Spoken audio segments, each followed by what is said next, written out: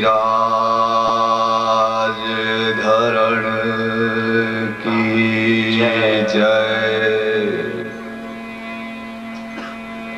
श्री द्वारकाधीश की जय।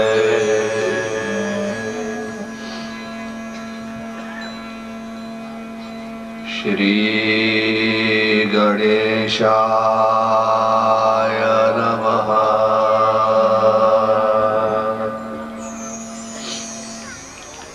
श्रीमातृपितृभ्यो चरणकमलेभ्यो नमः। श्री सरस्वत्यै नमः।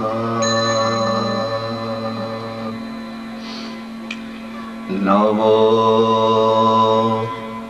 भगवते तुभ्यं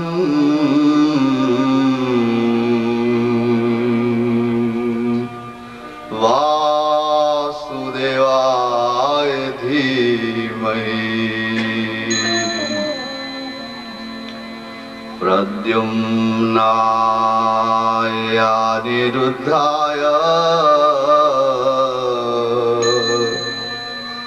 नमः संकर्षणाय च।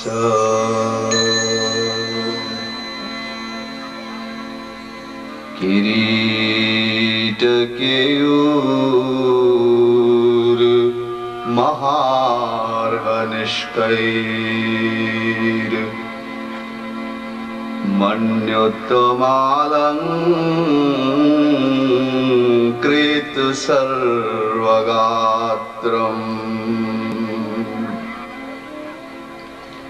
पीताम्बरं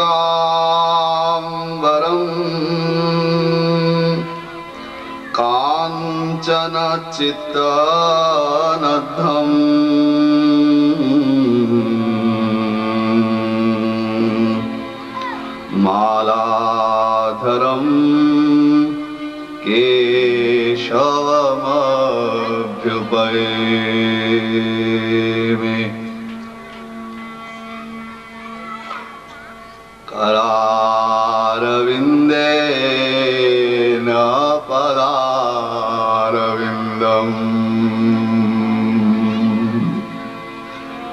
मुखारविन्दे विनिवेशयन्तम्।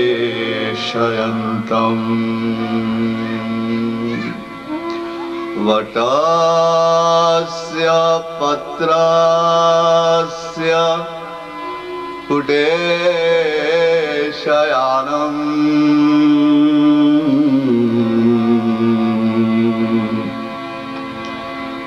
बालं मुकुन्दं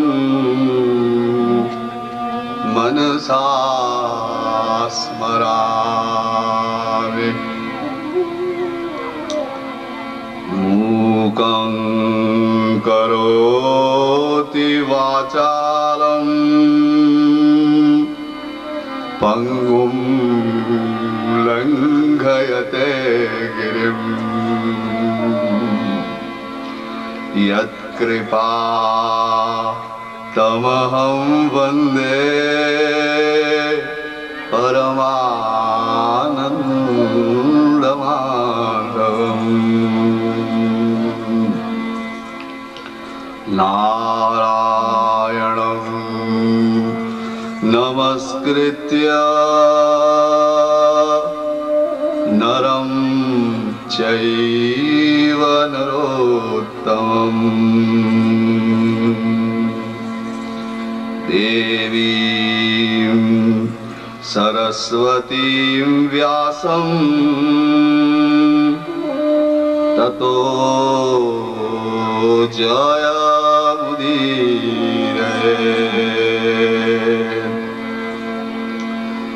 नमः भागवत पुराण पुरुषोत्तमाय। नमो वेदव्यास पराशर वाल्मीकि शुक चरण कमलेभ्यो नमः।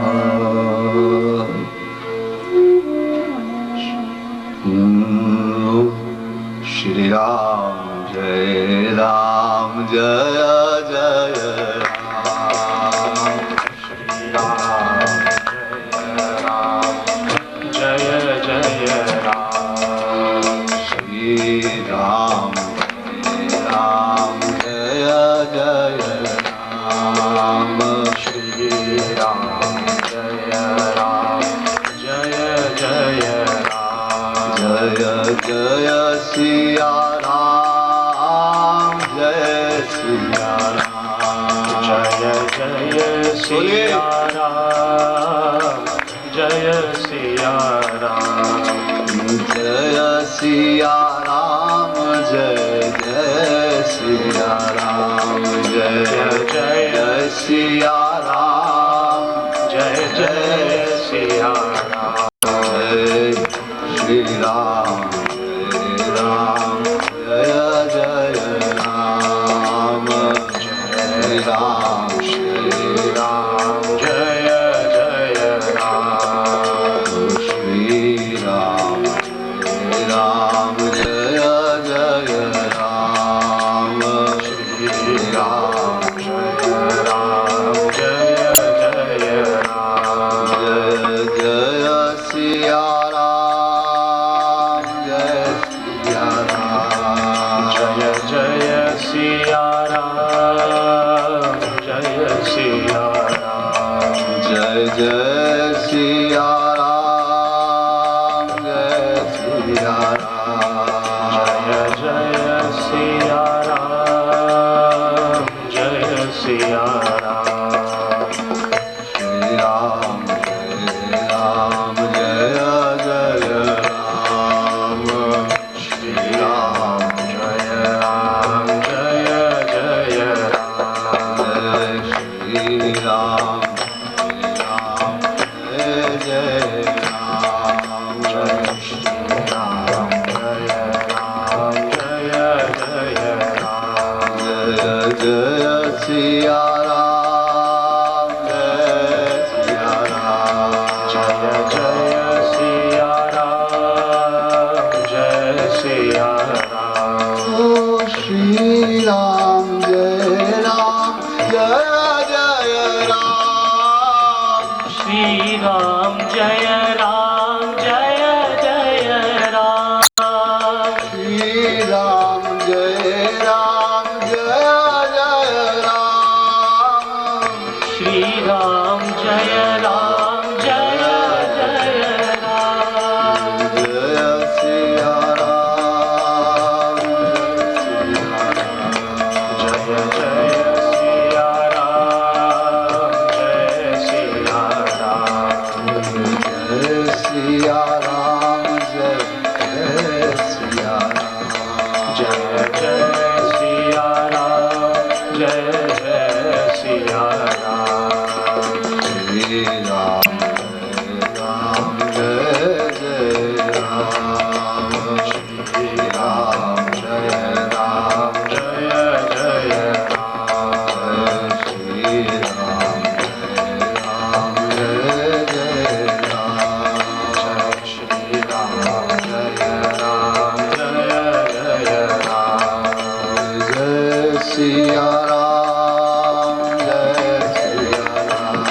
जय जय सिया राम जय सिया राम। सिया राम जय जय सिया राम। जय जय सिया राम जय जय सिया राम। श्री राम जय राम जय जय राम। श्री राम जय राम जय जय राम। श्री राम जय राम जय जय राम।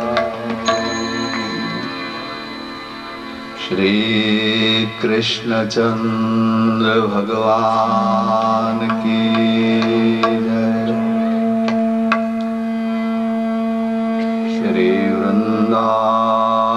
मोहन बिहारी लाल की जय। श्री मोर मुकुट वंशी वाले की जय। ओम नमः पार्वती पतये। हर हर महादेव।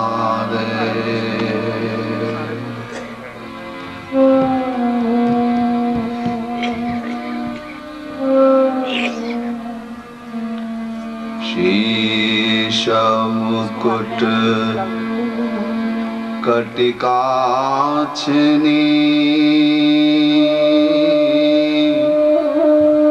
कर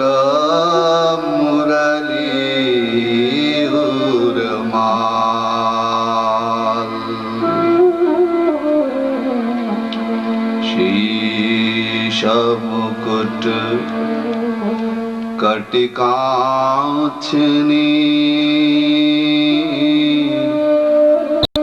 कर मुरली उर्माल। एहि वानिक मो मन बसो।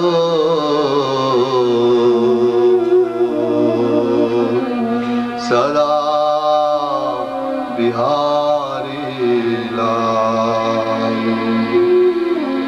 श्री बाल कृष्ण लाल की जय। श्री यमुने महारानी की जय।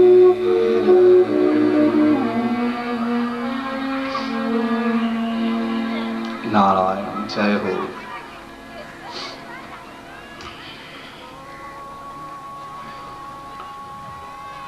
जय हो।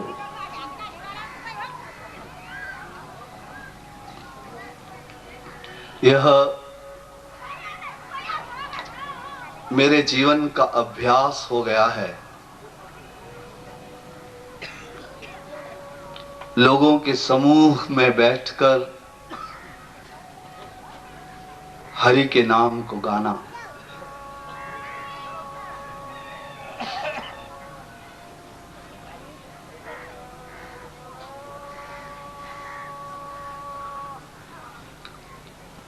मैं सर्वप्रथम आपके सामने यह बात स्वीकार करता हूं, कवि न होहु नहीं चतुर कहाऊं।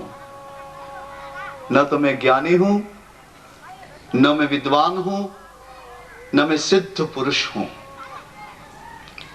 और चतुर भी नहीं हूं। कवि न होहु नहीं चतुर कहाऊं, और मति अनुरूप राम गुण गाऊं। मेरे कर्मों के अनुसार,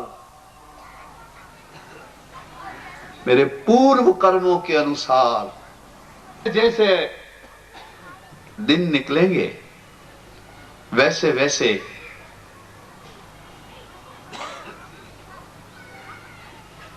हम अधिक समाधिस्थ होंगे, क्योंकि ईश्वर के विषय में कहना और सुनना दोनों समाधि से ही संभव है। इसमें कोई कृत्रिमता नहीं हो सकती, और कृत्रिमता होगी तो ईश्वर होगा ही नहीं। जब तक तुम्हारा विशुद्ध हृदय नहीं होगा, तब तक ईश्वर कैसे होगा?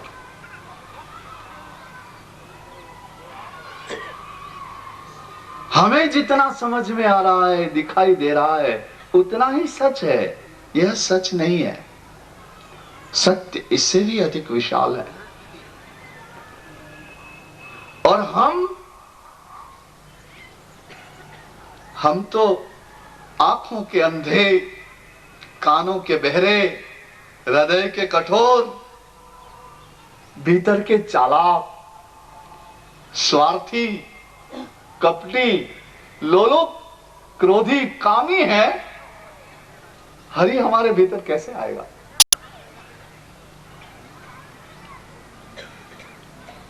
जिसे वेद गाते हैं, जिसे पुराण गाते हैं, जिसे संत महात्मा गाते हैं, ऋषियों ने जिस हरि को गाया है,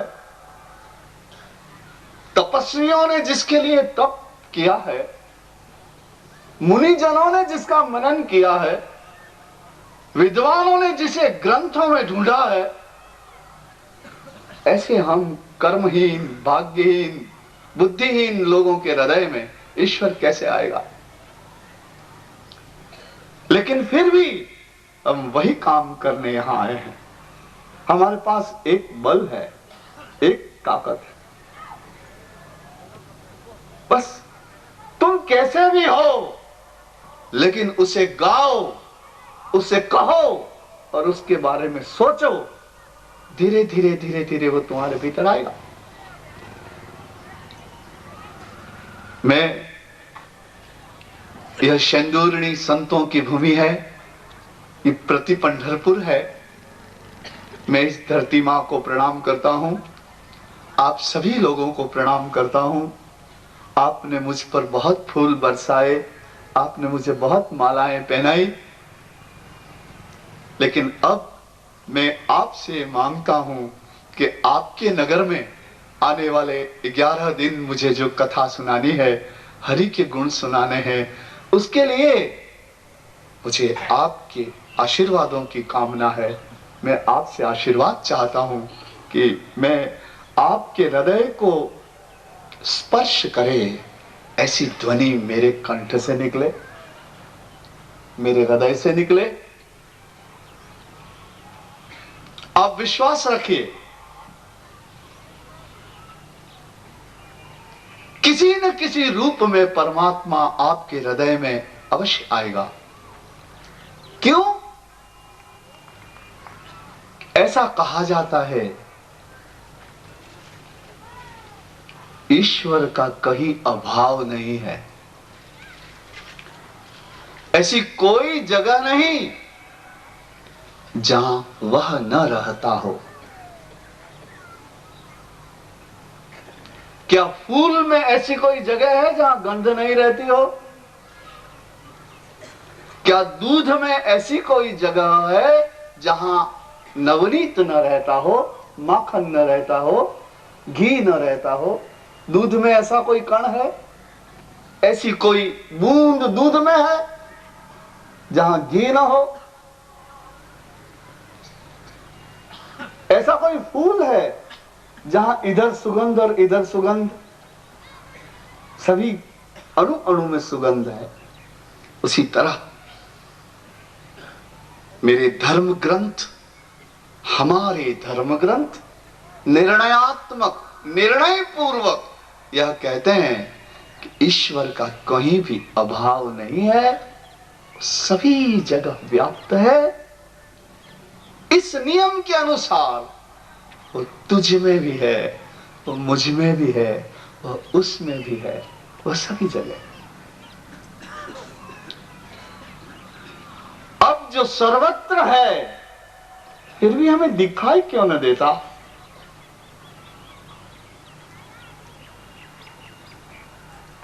हमें अनुभव में क्यों नहीं आता?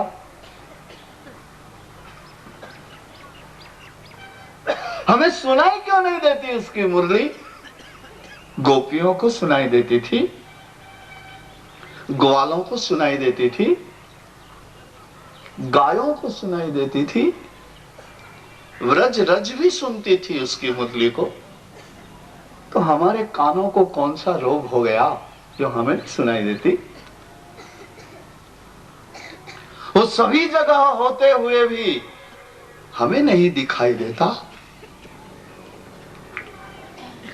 शास्त्र कह रहे हैं, संत कह रहे हैं, धर्म ग्रंथ कह रहे हैं, विश्व के सभी ग्रंथों की यही ध्वनि है।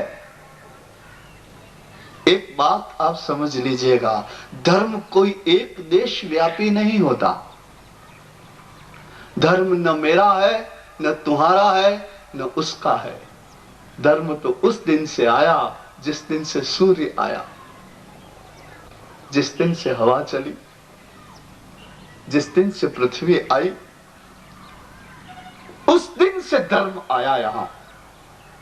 हमारे धर्म ग्रंथ, विश्व के धर्म ग्रंथ यह कहते हैं कि वह सभी जगह है, उसका कहीं अभाव नहीं है। तो हमें फिर दिखाई क्यों नहीं देता? हमें सुनाई क्यों नहीं देता? हमारे मन में क्यों नाचता नहीं है वह? वो वृंदावन में नाचता है, गायों के पीछे पीछे घूमता है, गोपियों के साथ घूमता है, हमारे भीतर क्यों नृत्य नहीं करता? सभी जगह होते हुए हमें क्यों नहीं दिखाई देता? हमें क्यों नहीं सुनाई देता? इसका कारण भी हम ही हैं। मुझे बताओ, अपने आप से भी पूछो कि हम इस दुनिया के लिए जितना प्रयत्न करते हैं उतना क्या भगवान के लिए प्रयत्न करते हैं? हम जितनी अपने स्वार्थ की चिंता करते हैं, अपने शरीर को पोषण करने की चिंता करते हैं, उतना चिंतन क्या ईश्वर का करते हैं? याद रखिएगा, ईश्वर से जुड़ने का पहला काम आपके विचार करते हैं। आप पहले विचारों के द्वारा उससे जुड़ोगे, क्योंकि तुम जिससे प्रेम करते हो उसका विचार करते हो। जिसकी तुम्हें जरूरत होती है उसका तुम विचार करते हो। तो विचारों से तुम उस जरूरत वाली चीज के पास रहने लग जाते हो। वो मिलती है नहीं मिलती है ये दूसरी बात, लेकिन सोचते तो तुम उसी के विषय में हो। ईश्वर जब भी आता है विचार बन के आता है, चिंतन बन के आता है, गीत बन के आता है, श्रवण बन के आता है, दर्शन बन के आता है, पूजन बन के आता है। आएगा कैसे ईश्वर? हमें तो फुर्सत ही नहीं है। सवेरे से उठते हैं तब से इस देह की, परिवार की और अपने स्वार्थ की चिंता में लग जाते हैं।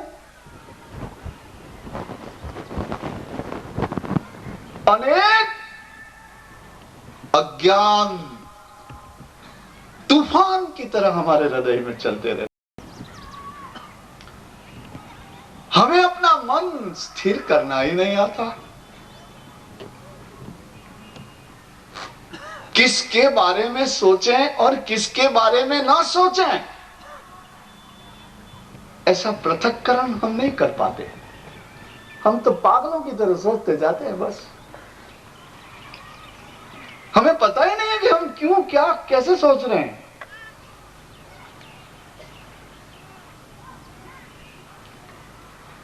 तो यह भागवत कथा तुम्हें नई आंखें देगी, नए कान देगी तुम्हें ये कथा। नए कंठ भी मिल सकते हैं इस कथा से, नया हृदय मिल सकता है। मैं ऐसा प्रयास करूंगा। आज तो पहला दिन है, देखिए 2, 3, 4 दिन जाने दीजिए। यहां तो विट्ठल नाचने लग जाएंगे। गोकुल धाम है ना, तो गोकुल धाम कृष्ण के बिना कैसे हो सकता है? यहां इसका नाम गोकुल धाम रखा गया है, तो कृष्ण के बिना होता है क्या गोकुल? गोकुल का कोई मतलब ही नहीं निकलता अगर कृष्ण नहीं है तो। यहां अवश्य हरि नाचेंगे। आइए मैं आपको थोड़ी बातें इस ग्रंथ के विषय में कहूं।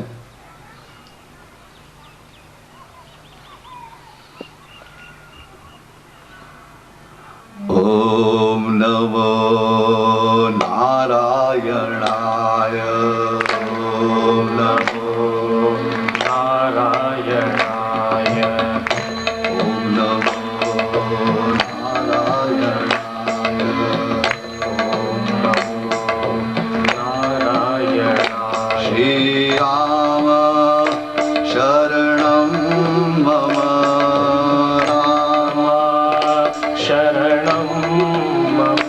श्री राम शरणं श्री राम शरणं मम श्री कृष्ण शरणं मम श्री कृष्ण शरणं मम। ओम नमो नारायणाय। बोलो नारायणाय। हरि ओम नमो नारायणाय। ओम नमो नारायणाय। श्री राम शरणं मम राम शरणं मम श्री राम शरणं मम श्री राम शरणं मम श्री कृष्ण शरणं मम श्री कृष्ण शरणं मम श्री कृष्ण शरणं मम श्री कृष्ण शरणं मम। ओम नमो नारायणाय। ओम नमो नारायणाय। हरि ओम नमो नारायणाय। ओम नमो नारायणाय। श्री राम शरणं मम राम शरणं मम श्री कृष्ण शरणं मम श्री कृष्ण शरणं मम श्री कृष्ण शरणं मम श्री कृष्ण शरणं मम। ओम नमो नारायणाय। ओम नमो नारायणाय। ओम नमो नारायणाय।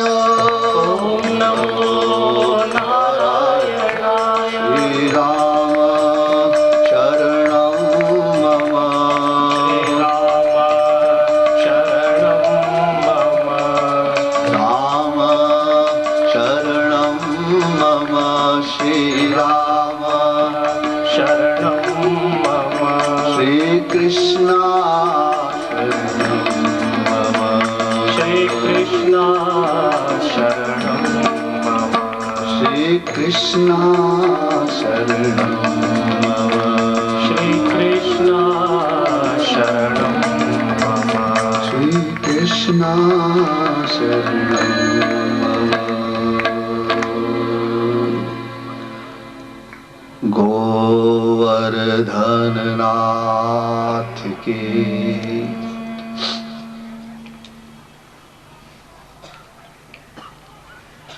ये श्रीमद् भागवत शास्त्र किसी मनुष्य की वाणी नहीं है।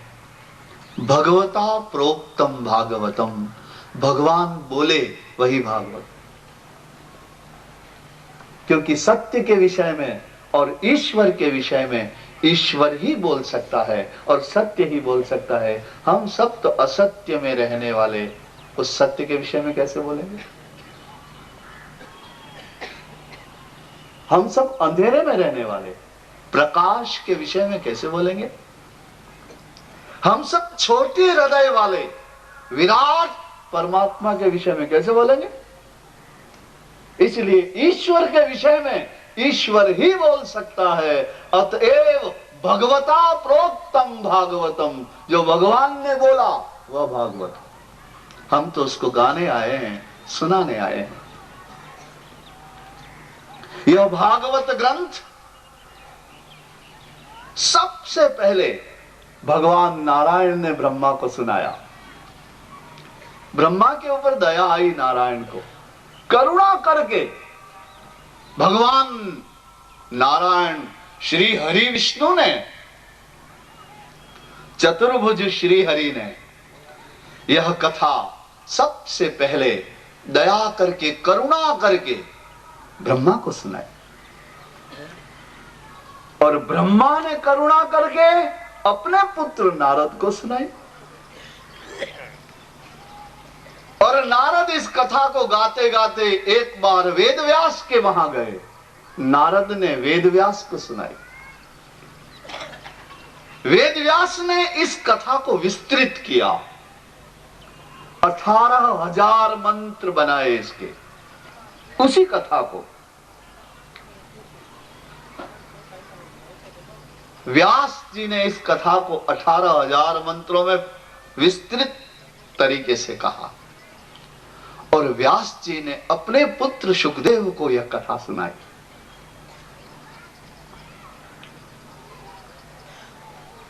राजा परीक्षित को ऐसा श्राप हो गया था कि 7 दिन के बाद में तुम्हारी मृत्यु हो जाएगी, तुम्हें सर्पदंश होगा। कोई अपराध हो गया परीक्षित महाराज से, उन्हें एक ऋषि पुत्र ने श्राप दे दिया। अब आप विचार करिए, किसी को यह पता चल जाए कि मैं 7 दिन के बाद में मुझे मर जाना है, तो क्या दशा होगी, कैसा होगा उसका हृदय। तो इस समय जिसके जीवन के केवल 7 ही दिन बाकी रह गए हैं, ऐसे मृत्यु के श्राप से ग्रस्त उस परीक्षित को शुकदेव जी ने भागवत सुनाई, करुणा करके सुनाई। तो आपने देखा, भगवान ने ब्रह्मा को, ब्रह्मा ने नारद को, नारद ने व्यास को, व्यास ने शुकदेव को, शुकदेव ने परीक्षित को यह कथा सुनाई। वही सभी संतों ने सुनी और फिर यह कथा प्रचलित हो गई। वही आज मैं आपको सुनाने आया। आपने देखा कि हर वक्ता ने बड़ी करुणा से इस कथा को कहा। तो एक बात समझ में आती है कि जब तक व्यक्ति का हृदय करुणा से नहीं भर जाता, तब तक उसमें तत्व प्रकाशित नहीं होता। जब तक तुम्हारा हृदय करुणा से नहीं भरेगा, तब तक वहां हरि तत्व प्रकाशित नहीं होगा। क्यों कि करुणा किसे कहते हैं? पिघल जाने का नाम। जब तुम पिघल जाते हो, तभी तुम्हारा कोई नया आकार बनाया जा सकता है, नहीं तो तुम तो वैसे के वैसे ही रह जाते हो।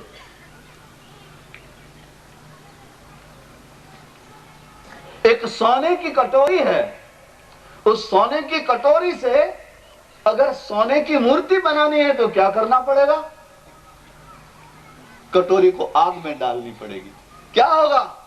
पिघल जाएगी। जब पिघल जाएगी तो उसकी दूसरी मूर्ति बन सकेगी। तो करुणा भी ऐसा तत्व है जो तुम्हारे हृदय को पिघाल देता है, तरल बना देता है। जब तुम तरल बन जाते हो, तब तुम नए, तुम्हारे भीतर कुछ नया बन सकने की संभावना जगती है। तो यह भगवत कथा जो है, ये बड़ी करुणा से कही जाती है। और मैं कहूंगा आपको, करुणा से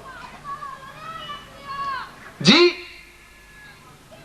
मैं मेरी मां के दूध को लजाने नहीं दूंगा। मैं इस पीठ पर बैठ करके कोई ऐसा विचार नहीं करूंगा जहां मेरा व्यक्तिगत कुछ हो। यहां इस पीठ पर, इस ग्रंथ में, मेरे हृदय में और तुम्हारे हृदय में मेरी एक ही इच्छा है कि केवल एक तत्व हो, उसका नाम हरि हो। भले वो आंखों के आगे आए, भले वो कानों में आए, भले वो कंठ में आए, भले वो शब्दों में आए।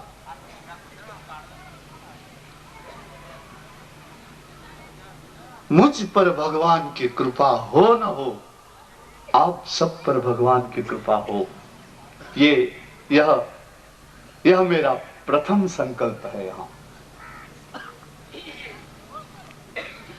तो यह श्रीमद् भागवत इस तरह से भगवता प्रोक्तम भागवतम, भगवान ने कहा है इसे।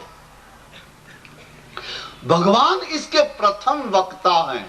और वहां से होती होती होती होती होती ये आज मेरे कंठ से तुम्हारे हृदय तक की यात्रा कर रही है कथा।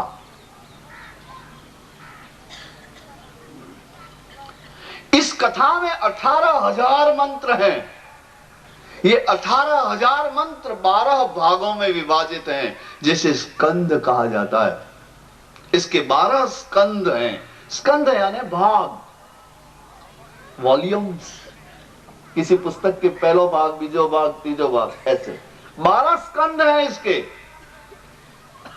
प्रत्येक स्कंध में अध्याय हैं, चैप्टर्स। पहले स्कंध में 19 अध्याय हैं, दूसरे स्कंध में 10 अध्याय हैं, तीसरे स्कंध में 33 अध्याय हैं, चौथे स्कंध में 31 अध्याय हैं, पांचवें स्कंध में 26 अध्याय हैं, छठे स्कंध में 19 अध्याय हैं, सातवें स्कंध में 15 अध्याय हैं, आठवें स्कंध में 24, नौवें स्कंध में भी 24, 10वें स्कंध में 9 अध्याय हैं, 11वें स्कंध में 31 अध्याय हैं और 12वें स्कंध में 13 अध्याय हैं। इस तरह इन 12 ही भागों में जो अलग अलग अध्याय, चैप्टर्स हैं, उन सब की संख्या 335। 12 स्कंध, 335 अध्याय, 18,000 मंत्र है इसमें और 75 लाख अक्षर हैं इसके। ये भी गिना है संतों ने। तो आप बताइए, इतने विशाल महासागर में कौन सा तत्व कहा गया है? हरि सर्वत्र गीयते, यहां हरि गाया गया है। ये श्रीमद् भागवत ब्रह्म का प्रकाशन करती, भगवान को प्रकाशित करती। देखो, जैसे कोई दिया है, अब दिए में घी भी है, दिए में कॉटन रुई भी है, लेकिन जलाया नहीं तो प्रकाश होगा क्या? होगा क्या? जब तक दीप जला नहीं, ऐसे ही तो प्रकाश मिलेगा क्या? नहीं मिलेगा। तो ये श्रीमद् भागवत तुम्हारे भीतर रखे हुए उस सनातन दिए को जला देता। उसके प्रकाश में तुम अपने भीतर ही रहे हुए भगवान को देख लोगे, क्योंकि भगवान कहीं बाहर से तुम्हारे भीतर नहीं आने वाला, क्योंकि वो तो है ही। कहां से आएगा? वो इतना बड़ा है कि उसी में तो तुम रहते हो। हवा क्या है? भगवान नहीं तो क्या है? ये धरती क्या है? ये भगवान नहीं तो क्या है? ये पानी क्या होता है? ये भगवान का रूपांतरण नहीं तो क्या है? ये सूर्य तुमने लटकाया और उसके बिना जी सकोगे? तो भगवान ही तो सूर्य बन के चमक रहा है। इतने विशाल ब्रह्मांड का संचालन वही एक तो कर रहा है। लेकिन वही तुम्हारे भीतर बैठा है, लेकिन वहां भीतर अंधेरा हो गया है। उस अंधेरे में तुम्हारे को नहीं दिखाई दे रहा, इसलिए वहां एक दिया जलाना होगा, वहां प्रकाश करना होगा। ये श्रीमद् भागवत यह काम करती है, आपके हृदय को प्रकाशित करती है। ज्ञान का उदय होता है, प्रेम का उदय होता है। प्रकाश कब होता है? जब सूर्य निकलता है तब। तो भीतर जब ज्ञान उदय होता है तो प्रकाश होता है, जब प्रेम उदय होता है तब प्रकाश होता है, जब सदाचार उदय होता है तब प्रकाश होता है, जब संयम उदय होता है तब प्रकाश होता है, ईमानदारी उदय होती है तब प्रकाश होता है। क्योंकि सद्गुण ही तो तुम्हें हरि के पास ले जाएंगे, और कौन ले जाएगा? और धर्म क्या होता है? धारणा धर्म इत्याहु, धर्मो धारयति प्रजा। धर्म धारण करने का नाम है। जैसे तुमने कंठी धारण की है, उस तरह तुम्हारा हृदय प्रेम को धारण कर ले, प्रेम को पहन ले। तुम्हारा हृदय सत्य को पहन ले, सत्य को धारण कर ले। धारणा धर्म इत्याहु, धारण करने का नाम धर्म है। क्या धारण करना? सच्चाई, ईमानदारी, नम्रता, प्रेम, श्रद्धा, विनय, मित्रता, दया, दान, यही सद्गुण तुम्हें पहन लेने भीतर, तुम्हारे हृदय को पहना देने हैं। तुम्हारी श्वासों में उनको घोल देना है, तुम्हारी आंखों में उसको आंच देना है, तुम्हारे कानों में उसी की गूंज चलनी चाहिए और तुम्हारी धड़कनें ऐसे ही बजनी चाहिए। जब प्रेम तुम्हारे भीतर उदय होता है, धर्म उदय होता है, उसके प्रकाश में तुम अपने ही भीतर रहे हुए ईश्वर को देख पाते हो और दर्शन कर पाते हो। भगवान कहीं नहीं गए, हमसे दूर नहीं है, वो हमारे पास ही है। तो यह श्रीमद् भागवत ब्रह्म की स्थापना करता है, आपको भगवान से परिचय करवाता है, आपको भगवत दर्शन करवाता है, आपको भगवान से प्रेम करवाता है और आपको एक शुद्ध मनुष्य बनाता है, भक्त बनाता है, तपस्वी बनाता है, योगी बनाता है, दयालु बनाता है, दानी बनाता है, सात्विक बनाता है, गायक बनाता है। यह ग्रंथ तुमको, हरि को गाते हो ना फिर, क्योंकि इसमें गाने वाला ही तो आएंगे सब। देखिए, विचार करिए कि 18,000 मंत्रों में विषय वस्तु क्या होगी, क्या कहा गया है फिर? एक मंत्र 4 पंक्ति का हुआ तो 18,000 मंत्र यानी कितने हो गए? कितनी पंक्तियां हो गई? 64,000 पंक्तियां हो गई। तो इतने पंक्तियों में कहा क्या गया होगा? कुछ बोला तो गया होगा, कुछ कहा तो गया होगा। तो क्या कहा गया होगा? देखिए, भागवत की भाषा में बताते हैं, सर्व वेदे इतिहासानाम सारम सारम समुद्रतम। यहां सर्व वेद इतिहास सारम सारम समुद्रतम, वो सब सार सार इकट्ठा किया गया है। ऋग्वेद ने क्या कहा, यजुर्वेद ने क्या कहा, अथर्ववेद ने क्या कहा, सामवेद ने क्या कहा, संहिताओं ने क्या कहा, उपनिषदों ने क्या कहा, वाल्मीकि ने क्या कहा, उन सब ऋषियों के अनुभवों का सार, सदग्रंथों का सार श्रीमद् भागवत में संग्रहित किया गया है। तो यह श्रीमद् भागवत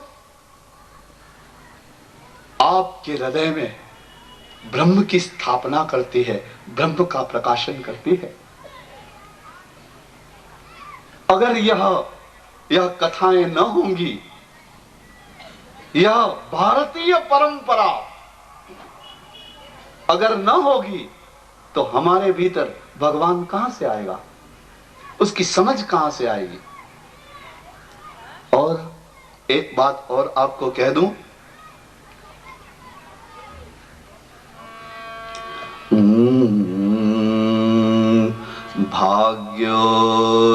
भाग्योदयेन बहुजन्म समार्जितेन, भाग्योदयेन बहुजन्म समार्जितेन,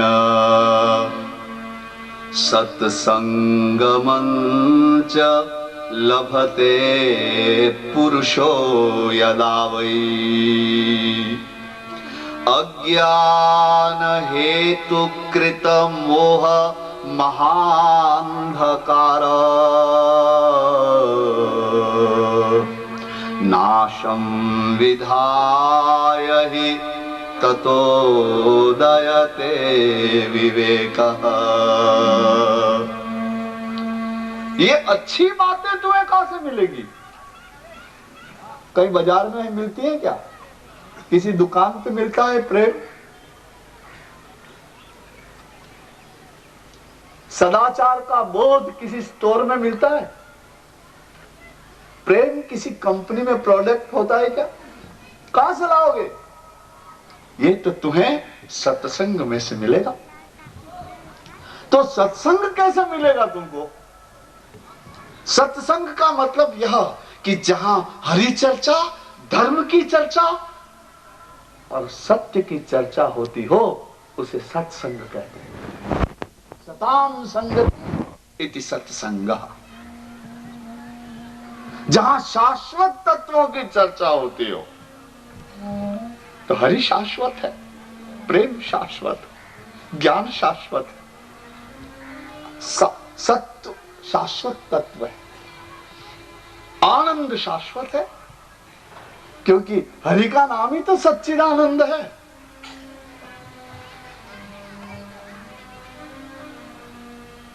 तो जहां ईश्वर की चर्चा होती हो, ज्ञान की चर्चा होती हो, प्रेम की चर्चा होती हो, सत्य की चर्चा होती हो, पवित्रता की चर्चा होती हो, उसे सत्संग कहते हैं। तो ये तुम्हें कैसे मिलेगा? कहते हैं भाग्योदयेन बहुजन्म समार्जितेन। भाग्योदयेन बहुजन्म समार्जितेन सत्संगमं च लभते पुरुषो यदा वै। ये पुरुष सत्संग सौभाग्य से प्राप्त करता है। और सौभाग्य कैसे बनता है? पूर्व जन्म के पुण्य कर्मों से बन जाता है। तुमने पुण्य कर्म किए हो, तुमने परोपकार किया हो, तुमने सेवा की हो, तो तुम भाग्यशाली हो जाते हो। तो देखो, बहुत धन हो जाना, बहुत जमीन हो जाना, बड़ी कुर्सी मिल जाना, इसे भाग्य मत कहना, ये भूल है। वो तो ज्यादा मजबूत जंजीर है। हाँ, वो तुमको जल्दी नहीं छूटने देगी। क्या धनवान धन छोड़ सकता है? कोई ऊंचे पद पर बैठने वाला पद छोड़ने को छोड़ सकता है? नहीं छोड़ सकता। ये बड़ी ज्यादा मजबूत जंजीर है। इसे भाग्य का नाम मत देना। ऊंचा पद मिल जाए, ज्यादा धन मिल जाए, ज्यादा जमीन मिल जाए, ज्यादा सुंदरता मिल जाए, इसे भाग्य मत कह लेना। ये भाग्य नहीं, इसे भाग्य नहीं कहते। भाग्य तो उसे कहते हैं हरि मिले, उसे भाग्य कहते हैं। जिसे संत मिले उसे भाग्य कहते हैं, जिसे सच्चाई मिले। भाग्यवान वह है जो आंखें प्राप्त करता है नहीं, क्योंकि इन आंखों से तो हरि दिखाई नहीं देता। इन आंखों से हरि अर्जुन को भी नहीं दिखाई दिया था। तो भगवान ने कहा दिव्यम ददामि ते चक्षु, दूसरे नई आंखें ले ले। सदगुरु मिलता है तो वो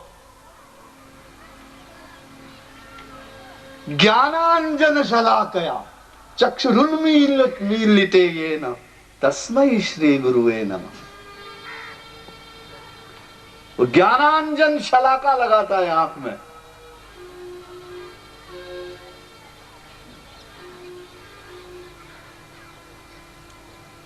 तेही करी विमल विलो विवेक विलोचन बरनहु रामचरित भवमोचन। बंदाऊं गुरुपद पदुम परागा, सुरुचि सुबास सरस अनुरागा। गुरुपद रज मृदु मंजुल अंजन, और नयन अमीय दृग दोष विभंजन। गुरु की चरणों की रज, गुरु पद रज मृदु मंजुल अंजन, और नयन अमीय दृग दोष विभंजन। और आंखों के सारे दोषों का निवारण कर देती है गुरु के चरणों की रज, जो आंख खोल देती, तुम्हारी आंखों को खोल देती है, तुम्हारे हृदय को निर्मल बना देती है, तुम्हारे अंदर प्रेम की एक नई प्यास को जन्म दे देती है। तो यह भाग्य है व्यक्ति का। बहुत वैभव को, बहुत संपन्नता को, बहुत ऊंचे पद को भाग्य नहीं कहा जाता। भाग्य तो हरि मिले वह भाग्य, भाग्य तो संत मिले वह भाग्य। तो अगर पूर्व जन्म के कर्मों से भाग्य उदय हो गया और सत्संग मिल गया,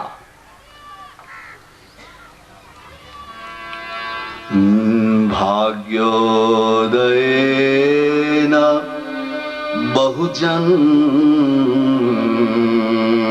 समार्जितेन, सत्संगमंच लभते पुरुषो यदा वै, अज्ञान हेतु कृत मोह महांधकार, नाशं विधाय हि ततोदयते विवेकः। पूर्व जन्मों के कर्मों अनुसार, सत्कर्म के अनुसार भाग्य उदय हुआ। सत्संगमंच लभते पुरुषो यदा वै, वो सत्संग पा लेता है वो। और सत्संग मिला तो क्या होगा? अज्ञान हेतु कृत मोह महांधकार। अब एक बात जानते हैं, मेरे और तुम्हारे हृदय में 365 दिन अंधेरा रहता है। किसी ने कहा तुमको ये? मेरे और तुम्हारे मन में 365 दिन रात अंधेरा रहता है। हमारे भीतर कोई प्रकाश नहीं है, अंधेरा है। मैं तो आपको बताऊं जरा प्रमाण। तुम कहते हो कि ये मेरी माँ है, अंधेरा है ये। कौन सी माँ? तुम कहते हो कि मेरे पिता हैं, कौन से पिता? क्योंकि इस जन्म में जो तुम्हारे पिता हैं, पिछले जन्म में वही पिता थे क्या? आने वाले जन्म में वही पिता होंगे क्या? इसलिए हम जो समझ रहे हैं वो वैसा नहीं है। तो अज्ञान का अंधेरा है।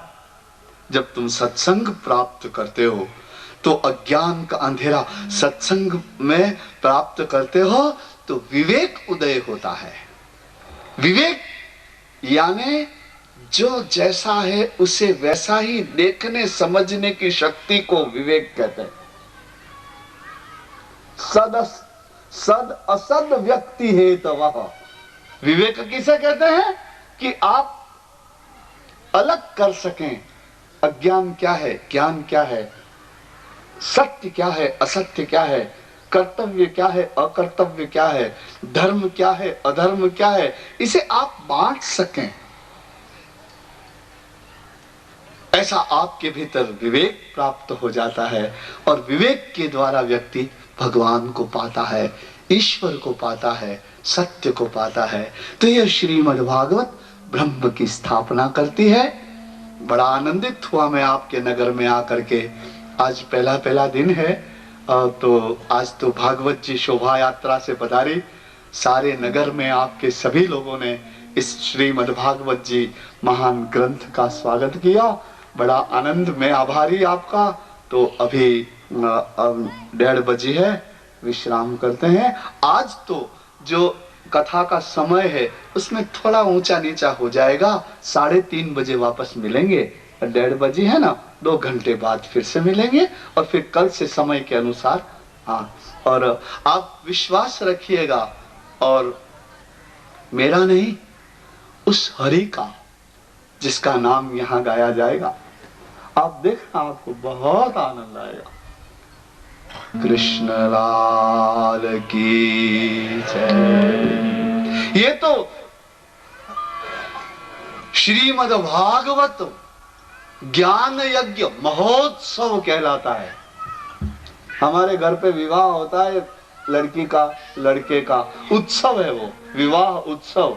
लेकिन ये तो महोत्सव है, क्योंकि यहाँ तो भगवान ही वर है। उनको गाने को हम इकट्ठे हुए, इसलिए महोत्सव है। इसलिए देखिए, आप ऐसा करेंगे कि मेरे को ये काम है, मेरे को ये काम है, मेरे को ये काम है, ऐसा मत करना। छोड़ देना थोड़े काम, थोड़ा कम बनाना, थोड़ा कम खाना, थोड़े कम सोना, लेकिन यहां पधारना, क्योंकि इतना बड़ा मंडप आपसे ही तो शोभा पाएगा। आइए, हरि नाम ले लेते हैं, फिर से मिलते हैं 3:30 बजे, और फिर गंगा जी बहने लग जाएंगे, क्योंकि ये भागवत कथा गंगा किनारे ही हुई है। तो जहां ये कथा होती है वहां गंगा तो खुद ही आती है। तत्रैव गंगा यमुना च वेणी गोदावरी सिंधु सरस्वती च सर्वाणि तीर्थानि वसन्ति तत्र यत्राच्युतोदार कथा प्रसंगः। जहाँ हरि गाए जाते हैं, तत्रैव गंगा यमुना च वेणी गोदावरी सिंधु सरस्वती च, ये सब वहीं आ जाते हैं। हमको गंगा जी नहीं जाना पड़ता, गंगा तो यहाँ आती है कथा सुनने को। यमुना जी, सरस्वती, सर्वाणि तीर्थानि वसन्ति तत्र यत्राच्युतोदार कथा प्रसंगः। जहाँ हरि की कथा होती, जहाँ हरि गाए जाते हैं, वहां सभी तीर्थ आ जाते। तो देखिए, शाम को फिर से गंगा जी आइए। ओ हरे रघुपति राघव राजा राम पतित पावन सीताराम। रघुपति राघव राजा राम पतित पावन। रघुपति राघव राजा राम पतित पावन सीताराम। रघुपति राघव राजा राम पतित पावन सीताराम। जय रघुनंदन सिया राम जानकी वल्लभ सीताराम। जय रघुनंदन जय सिया राम जानकी वल्लभ सीताराम। श्री राम जय राम जय जय राम। श्री राम जय राम जय जय राम। जय राम जय जय राम। श्री राम जय राम जय जय राम। रघुपति राघव राजा राम पतित पावन सीताराम। रघुपति राघव राजा राम पतित पावन सीताराम। देखिए एक बात सुन लीजिए, जो गिर गया है और जिसको कोई नहीं उठा सकता, उसको अत्यंत पवित्र कर देने वाला हरि का नाम है। पतित पावन सीताराम। पतित पावन सीताराम।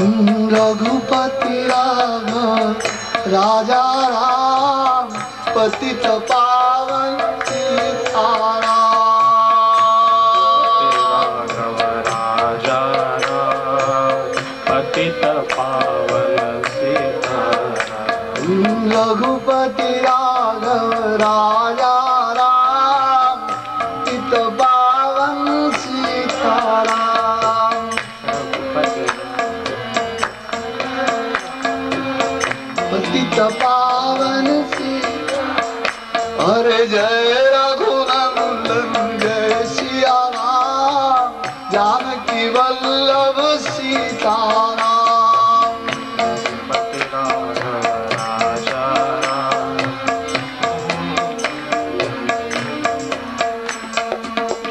राम जय राम जय जय राम, राम जय राम जय जय राम, राम जय राम जय राम, राम जय राम जय जय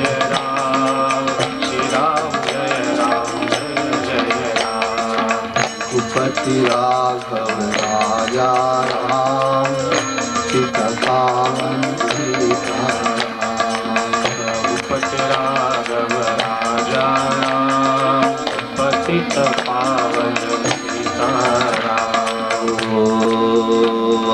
और रात्रि में तो एक ही काम होता है ना, सोता है आदमी। गहरी रात में क्या होता है? नींद आती है।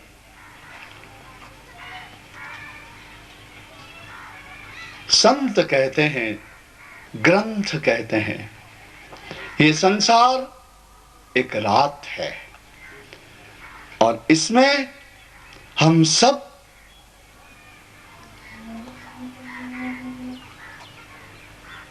जगने का दंभ करने वाले सोए हुए हैं। हम सब नींद में रहते हैं और नींद में एक काम हो सकता है, आपको पता है क्या होता है? सपने देखे जा सकते हैं। नींद में एक काम होता है, सपने देखने का। ये कर दूंगा, ये कर दूंगा, ये कर दूंगा, ये कर दूंगा।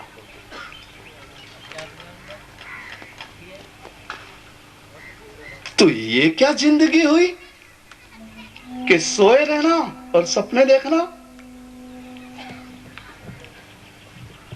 और मर जाना, नींद में ही मर जाना। कई लोगों को होता है ना, नींद में हार्ट बंद हो जाता है, जगते ही नहीं, सोए तो सो ही रह गए। सवेरे हिला के देखा, डॉक्टर को बुलाया, डॉक्टर ने कहा कि गए।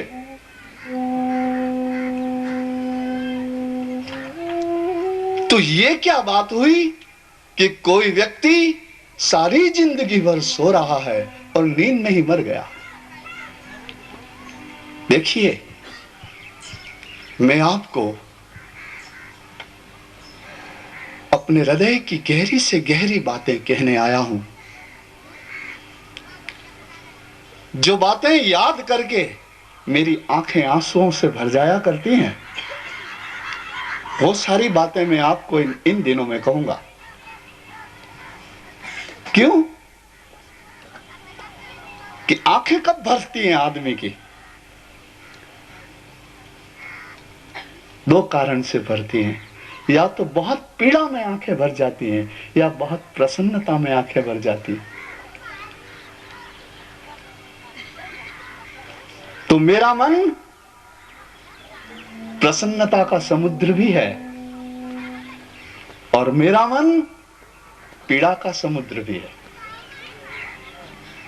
मुझे इस बात की पीड़ा है कि मुझे कब ज्ञान होगा। मुझे इस बात की पीड़ा है कि संत जिसे गाते हैं, भक्त जन जिनका दर्शन करते हैं, उन भगवान को मैं अपनी आंखों से कब देखूंगा। मुझे इस बात की पीड़ा है और मुझे इस बात का आनंद है कि मैं भागवत के मंत्र गाता हूं। मेरा और कोई दूसरा काम नहीं, मेरे खेती भी नहीं है, मेरे व्यापार भी नहीं है, मेरे कोई नौकरी भी नहीं है। मेरा तो एक ही काम है, गाना, हरि को गाना। तो ऐसा जीवन भी प्रभु की कृपा से ही तो मिलता है। तो इस बात का मुझे आनंद है। तो मैं मेरे हृदय में भरा हुआ सारा आनंद और मेरे भीतर भरी हुई सारी पीड़ा आप लोगों के ऊपर बरसा देने के लिए आया हूं।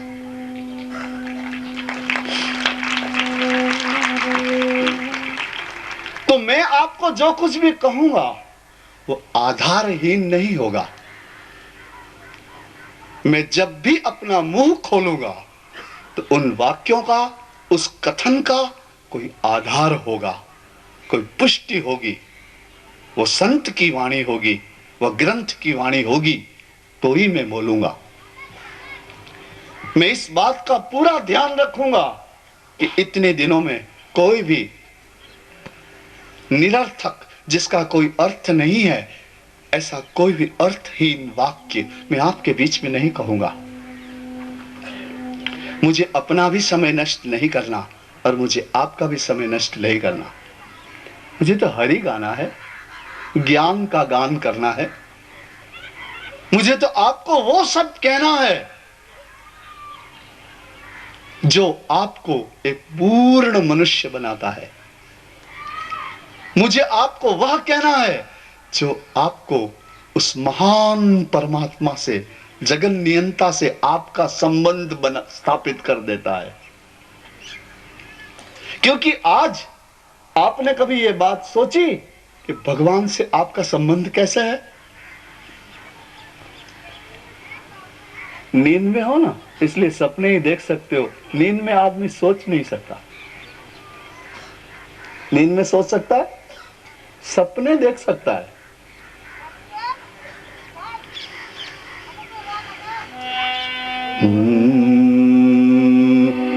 एही जग जामिनी जागहि जोगी,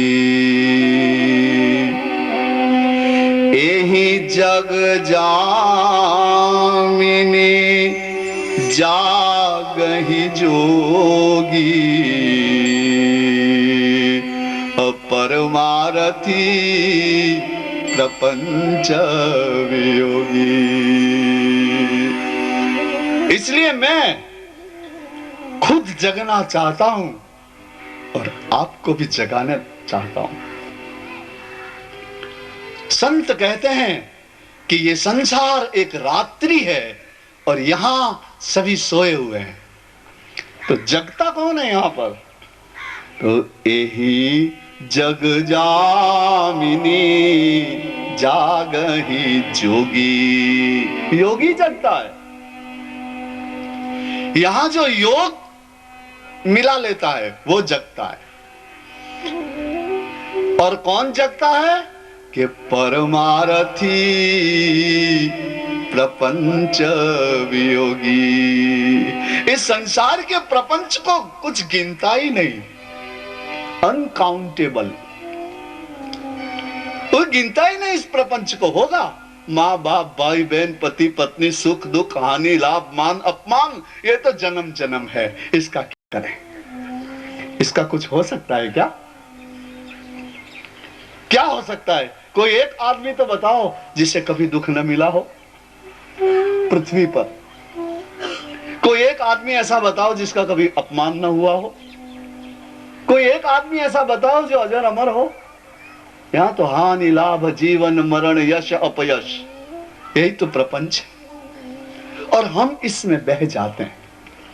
अपमान के दुख में बहते हैं, मान के दुख में बहते हैं, हानि के दुख में बहते हैं, लाभ के प्रवाह में बहते हैं, मान अपमान सब में बहते रहते हैं, ममता अहमता में बहते रहते हैं, क्रोध काम में बहते रहते हैं, लोभ क्षोभ में बहते रहते हैं। हम अपने हाथ में है ही नहीं, क्योंकि अपने हाथ में तो योगी होता है। योगश्च चित्तवृत्ति निरोधः। योग किसे कहा जाता है? आप अपनी अनंत वृत्तियों को रोक करके एक जगह रख सकें, उसे योग कहते हैं। पातंजलि ऋषि का सूत्र है ये। पातंजल योग दर्शन एक पुस्तक है, उसका सूत्र है योगः चित्त वृत्ति निरोधः। इन चित्त की वृत्तियों को आप देखिए, आपके भीतर जब से आप सवेरे जगते हैं तब से रात को सो नहीं जाते तब तक कितनी वृत्तियां आती, कितने विचार आते हैं, कितने दृश्य, कितना चिंतन, कितना श्रवण, कितना अभिभाषण। ये सब तो बहिर्मुख होता है। और कितनी कामना, कितना द्वेष भीतर होता है। तो हमें हमारे मन पर, हमारी बुद्धि पर